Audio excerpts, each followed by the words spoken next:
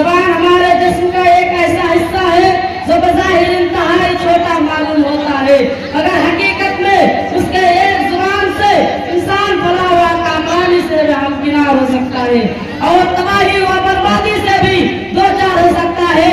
اسی زبان کی بدولت بگڑے رشتے جڑ جاتے ہیں، اسی کے سبب ہمارے گھر گرانے جاتے ہیں۔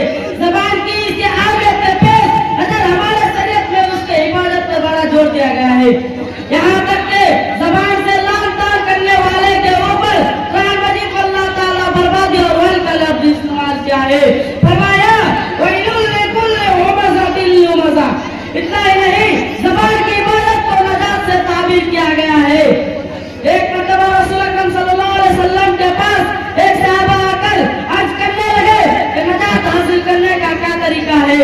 آپ صلی اللہ علیہ وسلم نے انہیں نجات کا واحد نسخہ بتلاتے ہوئے فرمایا کہ اپنی زبان کو قابو میں رکھو، اسی میں تمہاری نجات ہے۔ ایک دوسرے حدیث میں تو رسول اکرم صلی اللہ علیہ وسلم نے اس شخص کے لیے جنت کی ضمانت کیا ہے جو اپنی سرنگاہ اور زبان کی عبادت کی ضمانت ہے۔ میرے پیارے بھائیو، یہ انتہائی افسوس کی بات ہے کہ زبان کی عبادت کی جس قدر تاکید ہمارے شریعت میں ہے، اس کے متعلق اور ہماری عادتوں میں اس کے متعلق اتنا ہی زیادہ غفلت ہے۔ سب سے زیادہ زبان زرادی، چغل خوری، غیبت اور الزام تراشی میں عورتوں کا نام ہی آتا ہے۔ ایک مرتبہ رسول اکرم صلی اللہ علیہ وسلم نے عورتوں کے درمیان ایک واقعہ فرمایا، اے اللہ کے رسول، عورتوں کے درمیان ایک واقعہ فرمایا کہ میں نے عورتوں کو زیادہ جہنم میں دیکھا۔ ایک عورت پوچھ بیٹھی، اے اللہ کے رسول ایسا کیوں؟ آپ صلی اللہ علیہ وسلم نے فرمایا کیونکہ تم عورتیں لام تام میں بہت آگے ہو، دوسرے اپنے شوہروں کی ناشکری و حد سے زیادہ کرتی ہو۔ میرے پیارے بھائیو، آج ہماری عورتیں کو کوئی ایسی مجلس نہیں ہوتی جہاں دو چار عورتیں اکٹھی ہو، کسی کی غیبت نہ ہو، کسی کی شکایت نہ بیان کی جائے، کسی کے آج کوئی نہ ہو۔ یاد رکھیں میرے بھائیو، اگر آپ کسی کی برائی اس کے پیٹ پیچھے کرتی ہے، اگرچہ واقعی وہ برائی اس کے اندر موجود ہو تو اس کا نام غیبت ہے۔ قرآن مجید سورہ حجرات میں اللہ تعالیٰ فرماتا ہے وَلَا يَغْتَبْ بَعْضُكُمْ بَعْضًا أَيُحِبُّ أَحَدُكُمْ أَن يَأْكُلَ لَحْمَ أَخِيهِ مَيْتًا فَكَرِهْتُمُوهُ۔ ایک دوسرے کی غیبت نہ کرو کہ تم میں سے کوئی اپنے مردہ بھائی کا گوشت کھانا پسند کرے گا، یقیناً اس کو تم ناپسند کرو گے۔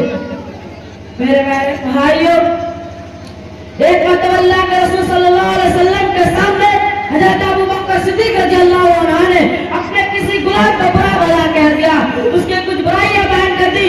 بعد میں جب کھانے کی کوئی چیز آئی تو آپ صلی اللہ علیہ وسلم نے فرمایا اے ابو بکر آپ تو بچ گئے، انہوں نے آج کہا اے اللہ کے رسول میں نے تو کچھ نہیں کھایا۔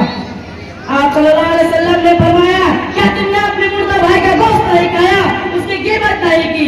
میرے پیارے بھائیو، اس واقعہ سے اندازہ لگائیے کہ غیبت کتنا خطرناک گناہ اور کتنا ہولناک برائی ہے۔ غیبت کے علاوہ کی جانے والی ایک اور عام عادت ہے جھوٹ۔ جھوٹ آج کل کے ایک عام عادت ہے۔ ایک مرتبہ اللہ کے رسول صلی اللہ علیہ وسلم سے پوچھا گیا کیا مومن فقیر ہو سکتا ہے؟ آپ صلی اللہ علیہ وسلم نے فرمایا ہاں۔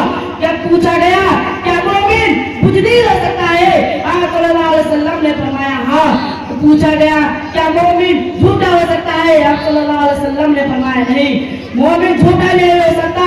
ایک حدیث میں اللہ کے رسول صلی اللہ علیہ وسلم نے جھوٹ کو جہنم کا راستہ دکھانے والا بتلایا ہے، اور ہمارے رسول صلی اللہ علیہ وسلم کا یہ حال تھا کہ نبوت سے پہلے بھی اور کبھی نہیں جھوٹ بولا۔ آخر اللہ تعالیٰ سے دعا ہے کہ ہم سب کو جھوٹ اور برائیوں سے بچنے کی توفیق عطا فرمائے، آمین۔ السلام علیکم ورحمۃ اللہ وبرکاتہ۔